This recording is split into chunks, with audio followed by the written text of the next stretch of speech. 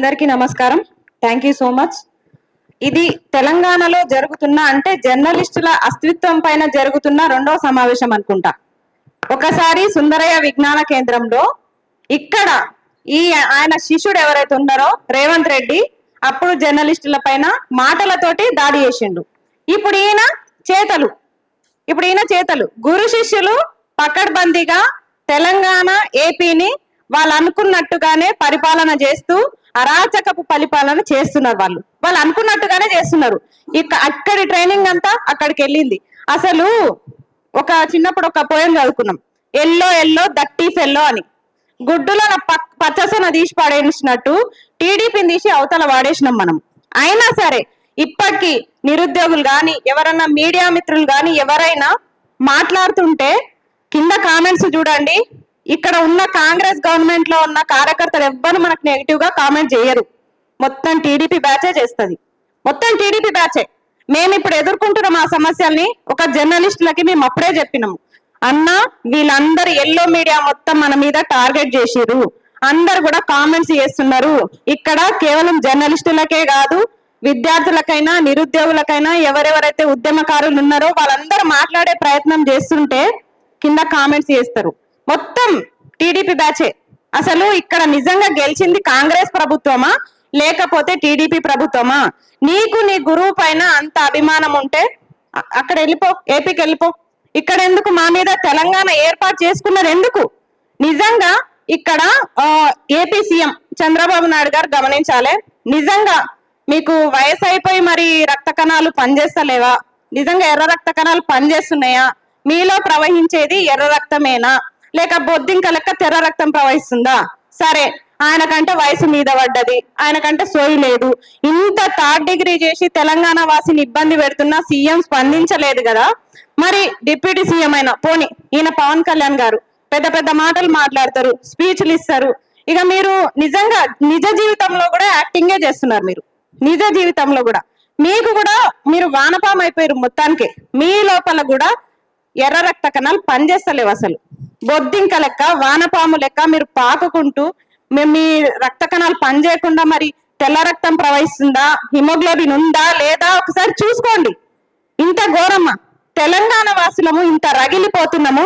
అసలు ఇప్పటికీ తెలంగాణలో రాష్ట్రం ఏర్పడిన నీళ్లు మనకు లేవు, నిధులు మనకు లేవు, నియామకాలు మనకు లేవు, ఏది కూడా మనకు లేవు. అన్ని ఇప్పటికీ రాష్ట్రాన్ని తెలంగాణ రాష్ట్రాన్ని పేరుకే ఏర్పాటు చేసుకున్నాం. ఇప్పటికీ కూడా వాళ్ళ పెత్తనమే ఇక్కడ నడుస్తుంది. ఇక ఎవరిని నమ్మాలి? ఏ రాజకీయ నాయకుడిని నమ్మాలి? పేరుకే రేవంత్ రెడ్డి కాంగ్రెస్ పార్టీ ఒక హస్తం గుర్తు జెండా వేసుకొని కండువా వేసుకొని తిరుగుతున్నాడు తప్ప ఆయన పోలికలు మొత్తం, ఆయన చేసే పరిపాలన మొత్తం టీడీపీ పరిపాలన. కాబట్టి జర్నలిస్టుల పైన ఎవరైనా, నిరుద్యోగుల పైన, ఈ ఉద్యమకారుల పైన ఎవరైనా సరే ఇలాంటి దాడులకు కానీ మీరు ఇచ్చేస్తే మాత్రం మర్యాదగా ఉండదని చెప్పేసి మేము హెచ్చరిస్తున్నాం. ఇంకొకటి ఏంటంటే ఇక్కడ ఇంకొక మాట, మేము మా మహిళల గురించి కూడా మేము ప్రశ్నిస్తున్నాం.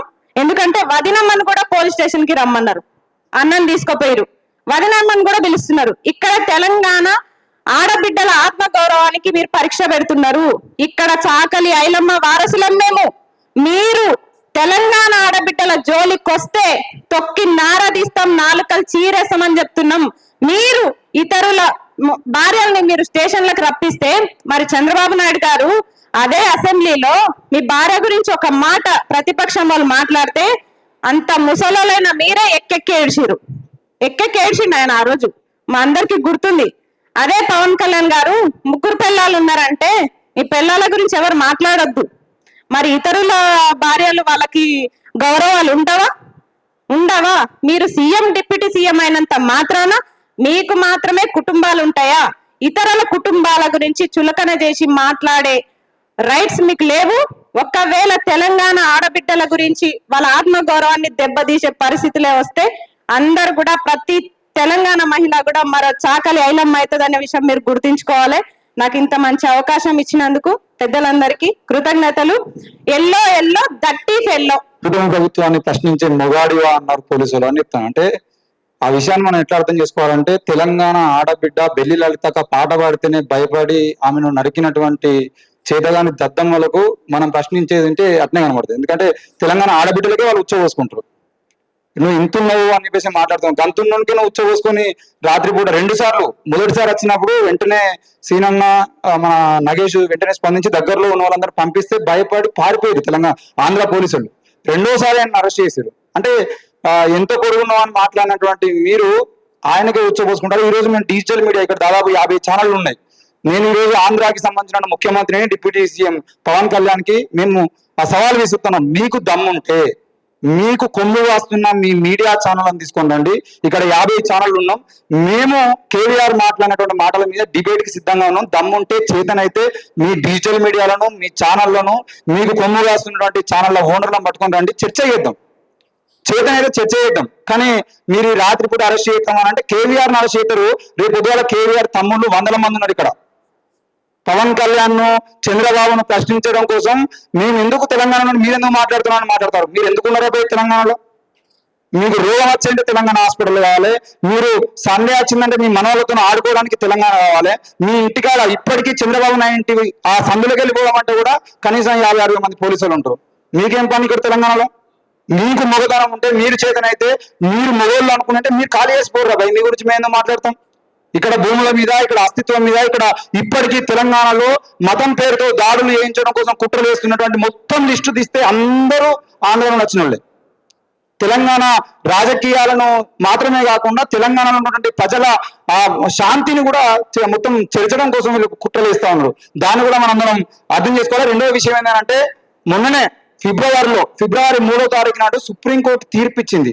సోషల్ మీడియాలో పెడుతున్నటువంటి పోస్టులకు సంబంధించిన విషయంలో ఎఫ్ఐఆర్లు నమోదు చేయడాన్ని హైకోర్టు అంతకు ముందే 2025 సెప్టెంబర్ 11వ తారీఖు నాడు దుర్గం శశిధర్ గౌడ్ అనే వ్యక్తి రేవంత్ రెడ్డి మీద ఒక పోస్ట్ పెడితే దాని మీద 3 ఎఫ్ఐఆర్లు నమోదు చేస్తే 3 ఎఫ్ఐఆర్లను కొట్టివేస్తూ సోషల్ మీడియాలో పెట్టేటువంటి పోస్టులకు సంబంధించిన విషయంలో ఎట్టి పరిస్థితుల్లో ఎఫ్ఐఆర్లు నమోదు చేయొద్దని తెలంగాణ హైకోర్టు తీర్పిస్తే దాన్ని సమర్థిస్తూ సుప్రీంకోర్టు తీర్పిచ్చింది.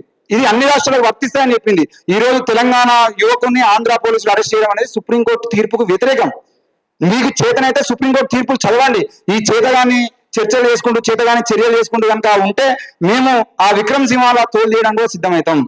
ఇక్కడ తెలంగాణలో ఎంతమంది పోలీసులు ఇక్కడ జర్నలిస్టులు జోలికి వచ్చారు, తర్వాత తిరిగి వాళ్ళ మీద పడితే ఈ రోజు ముడుచుకొని కూర్చున్నటువంటి సందర్భాలు చాలా ఉన్నాయి. మేము ఇప్పుడు సీఎంను, డిప్యూటీ సీఎం ప్రశ్నిస్తున్నాం కావచ్చు. మీరు కనుక ఇట్నే రాజకీయాలు చేసేదంటే విక్రమ్ సింహాలు ఇంకా ఆయన డిఐజీ ఉన్నాడు, ఈయనను ఆయనకు 60 సంవత్సరాల ముసలి లెక్కుంటారు, నేను 40 సంవత్సరాలు యువకున్నా అని చెప్పేసి చేసే రాజకీయాలు కూడా మేము బయటకు ఇస్తా ఉన్నాం. సో దయచేసి ఎట్టి పరిస్థితుల్లో కూడా సుప్రీంకోర్టు తీర్పును వ్యతిరేకిస్తూ ఈ రోజు కేవలం సోషల్ మీడియాలో లేదంటే యూట్యూబ్ ఛానల్లో పెట్టినటువంటి పోస్టులను ఆధారంగా చేసుకుని ఎఫ్ఐఆర్ నమోదు చేయడము ఇంకేదో చేస్తే మాత్రం మేము తప్పకుండా సుప్రీంకోర్టు వరకైనా వెళ్తాం. ఎట్టి పరిస్థితుల్లో వెనక్కి పోయేది లేదు. ఇక శ్రీకృష్ణుడిని ఆనాడు ఎన్టీఆర్ అంటే శ్రీకృష్ణుడు అంటే ఎన్టీఆర్ అని చేసిరు ఇదే ఖమ్మం మీడియా. ఈ రోజు చంద్రబాబును శివుని రూపంలో చూపించడానికి ప్రయత్నం చేస్తున్నారు.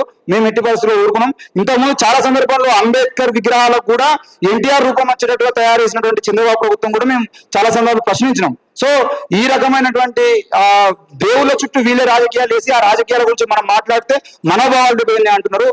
అంత పలసనైనటువంటి మనోభావాలతో ఒక ముఖ్యమంత్రి ఉన్నాడంటే ఇంతకన్నా సిగ్గుచేటు ఇంకోటి లేదు.